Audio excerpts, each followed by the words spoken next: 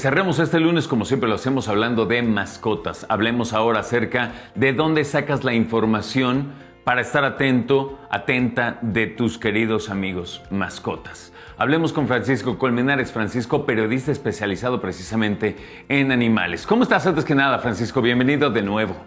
Muy bien, muchísimas gracias. Como siempre, un gusto. Gracias. Oye, hoy en día, con lo caro que resulta para algunos ir al veterinario, muchos se basan en lo que encuentran en internet o los llamados influencers acerca de animalitos. Esta es una situación que puede resultar bien delicada, compañero.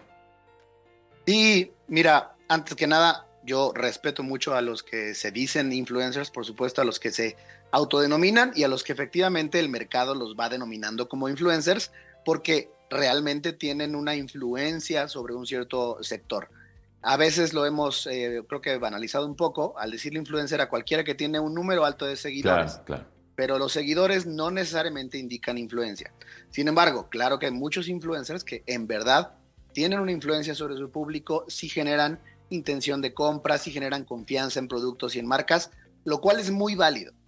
Pero sí me gusta separar cuando hablamos de una influencia que nos viene o de un influencer que nos habla sobre cosas como automóviles, ropa, joyas, videojuegos, cosas que al final, si las adquieres, puede que no te gusten, pero no pasa de ahí.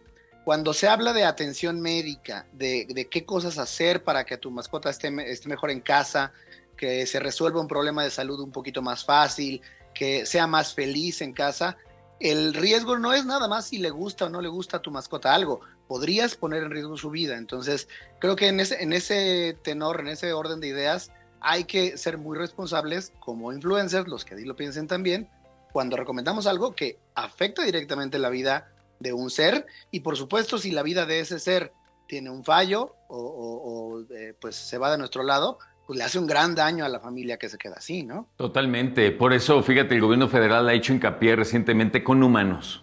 Pero cuando se habla acerca de cuestiones de salud, se tienen que poner algunos hashtags, alguna información que diga que estás hablando de algo que tienen que forzosamente visitar un especialista. Y creo que con los animalitos debe ser exactamente igual. Completamente. Los medios especializados, por ejemplo, en mascotas, que todavía hay muchas revistas, hay suplementos de periódicos, hay espacios especializados como el de ustedes, para hablar sobre información de mascotas, pues viene a través de periodistas o de quienes tratamos de llegar a las fuentes, comprender un poco más la situación y reducir al mínimo la opinión contra la cantidad de información y datos que damos. Esa parte es muy importante porque efectivamente casi todo viene envuelto de una posibilidad de administrar ya sea un medicamento o algún tipo de alimentación o algún ingrediente en la vida de las mascotas que si no surte el efecto deseado podría tener un efecto contrario. Claro. Y esto la verdad es que a veces incluso se tarda o nos tardamos en darnos cuenta, por eso es tan delicado. Francisco, es algo tan delicado que simplemente el debate, fíjate, el debate tan absurdo entre lo que representa una taza de alimento es un debate a nivel mundial, me explico, simplemente por darle de comer al perro, por ejemplo. Entonces, por supuesto que en todo lo demás tenemos que tener todo el cuidado. Es cierto, por ejemplo, la tasa que bien dices, una tasa es una medida muy diferente en diferentes países y además una tasa de alimento, aunque sea la misma medida en este mismo país, por ejemplo, si nos pusiéramos de acuerdo, es diferente una tasa de alimento de cierto alimento Exacto. que de otro, por la cantidad de componentes, por lo denso que es la extrusión o la forma de la croqueta, digamos, por las cosas que tienen alrededor, los alimentos no funcionan igual.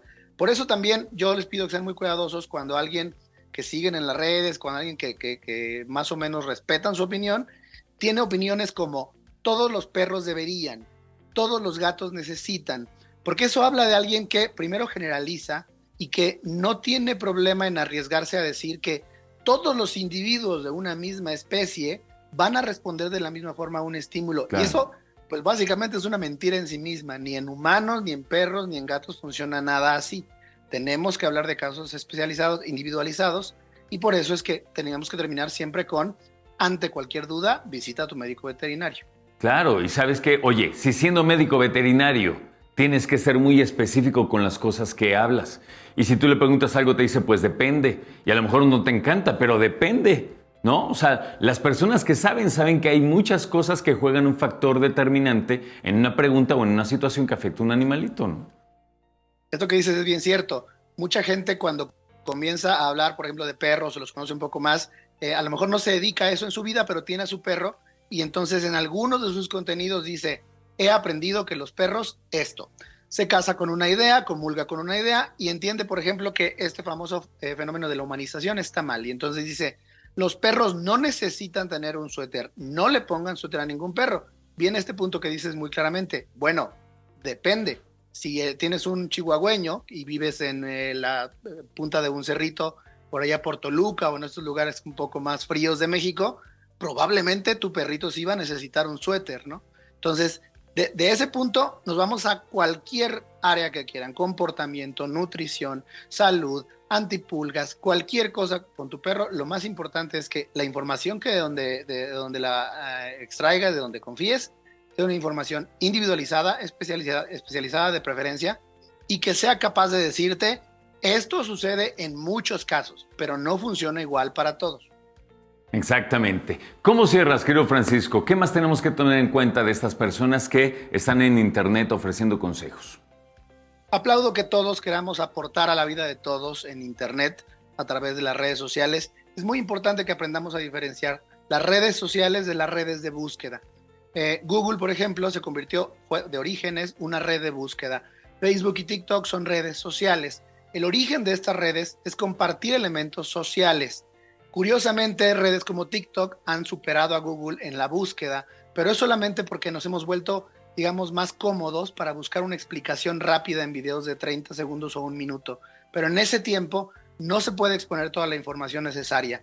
Utilicen las redes sociales sobre todo para divertirse, para conectar con gente, para entretenerse, pero no busquen las respuestas finales ahí. Si alguien les da una buena respuesta o que creen que es una buena respuesta en una red social, de ahí vámonos a una red de búsqueda, vámonos a periódicos, a lugares especializados, a enciclopedias y veamos cuánta de esa información concuerda.